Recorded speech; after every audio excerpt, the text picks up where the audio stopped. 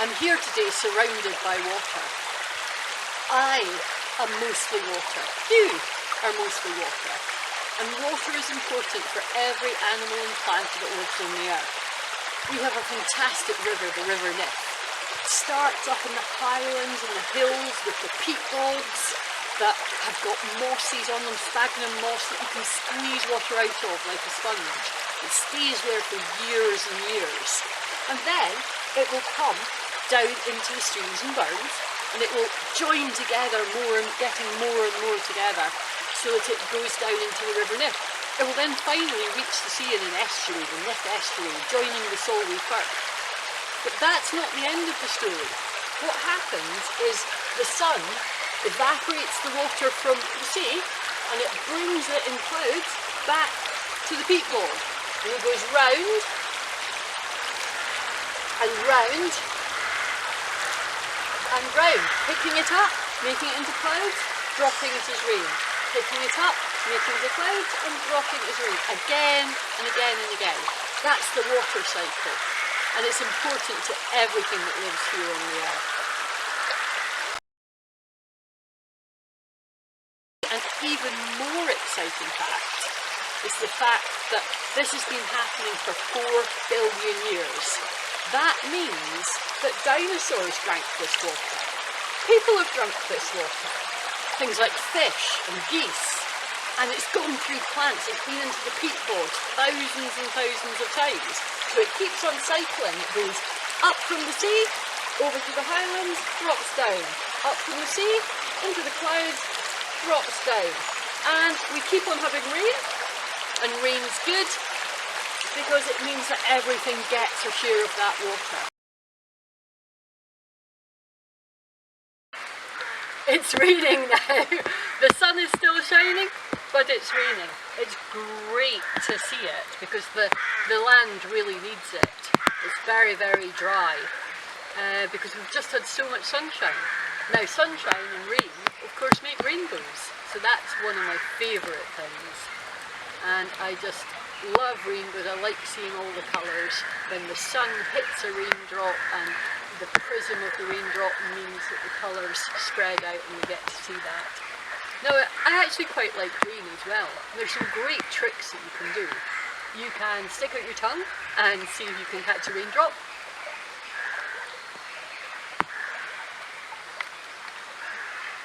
And if you can manage to do that, then you can see if you can catch a raindrop on your hand.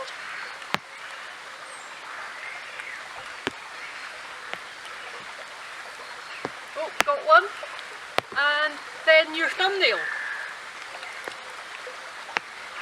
Now sometimes it's not raining so much that you can do that, but if it's really raining properly, you can see if you can work from your thumbnail right the way down all your fingers on all of your nails to see if you can catch some rain. You can see all the rain on the droplets making ripples here. The droplets are making ripples on the stream. And that's what fills up the river. And of course, to get the water here, we have to have the water cycle, where the water is being evaporated from places like this, but mostly from the sea. And the water molecules go up into the atmosphere to form clouds and then drip back down in the form of rain. Now, I wouldn't drink this water today, but I'm more than happy to drink a fair share of my water from the taps. It's nice and clean from there, and it means that we can have a little drink. And that water will eventually go through me and back into the system, so that it goes through me, down our toilets, and into the drainage system, where it goes finally nice and clean back out into the sea again. So we have the water cycle going on and on and on, hopefully for another 4 billion years.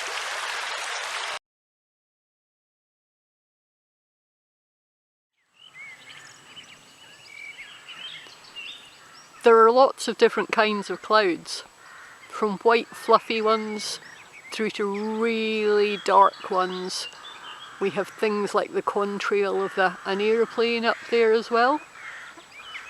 And the darker this cloud generally, the more it's going to rain.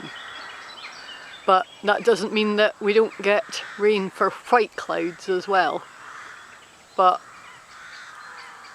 some mean there's going to be a change in weather, and some mean that it's going to rain for the whole day.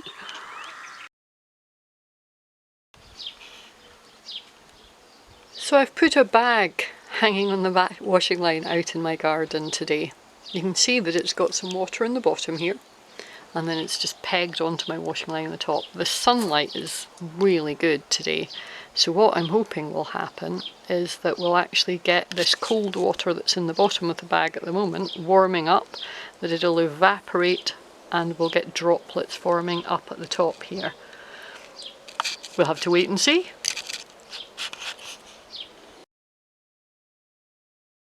You can see that, that water is a lot warmer actually, I can feel in the bottom here of the bag, and you can see on the sides how much condensation that we have.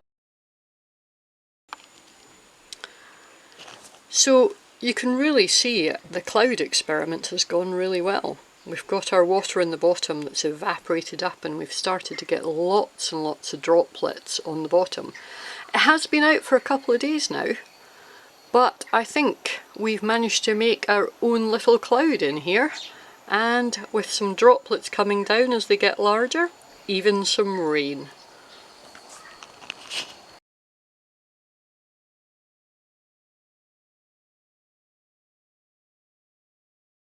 Today I'm making a river. So I don't have a garden, so today I've come up to this pond. It's going to be my sea. My basin here is going to be my peat bog. So I'm going from the source to the sea with my water, creating a river. You could use this in your garden with some buckets and a hose and just have fun with the water, trying to transport it back and forwards. And see if you can make the water cycle work. See how you can create a different river at different times.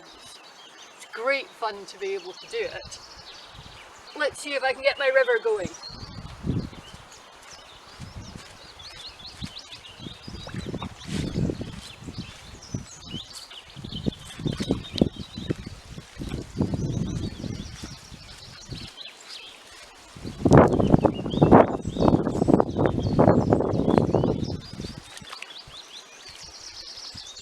So I'm evaporating the water from the sea,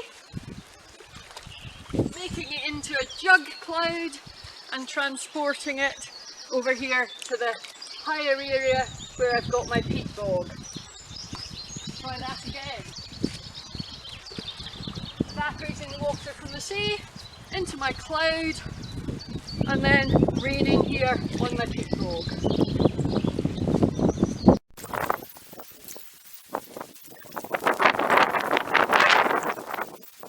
I'm going to pretend it's winter and have double clouds.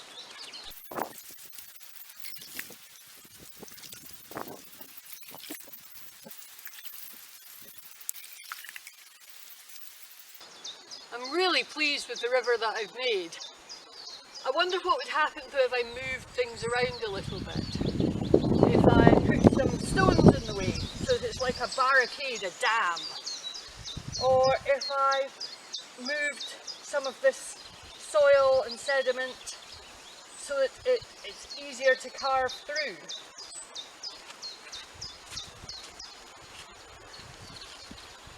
Let's stick a dam in here. What do we think? Do we think it's going to go under it? Mop that up as well a bit.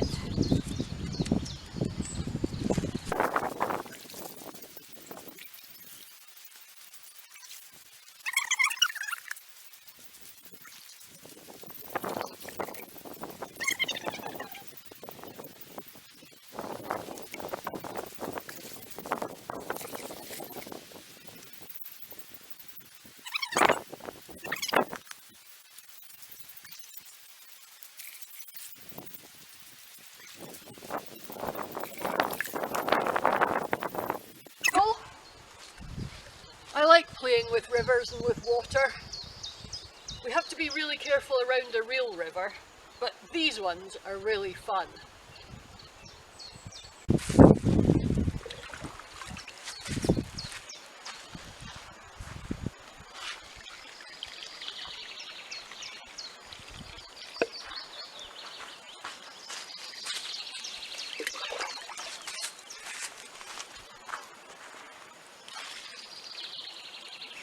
That was quite a lot of hard work. I'm glad the sun does all of this for me. The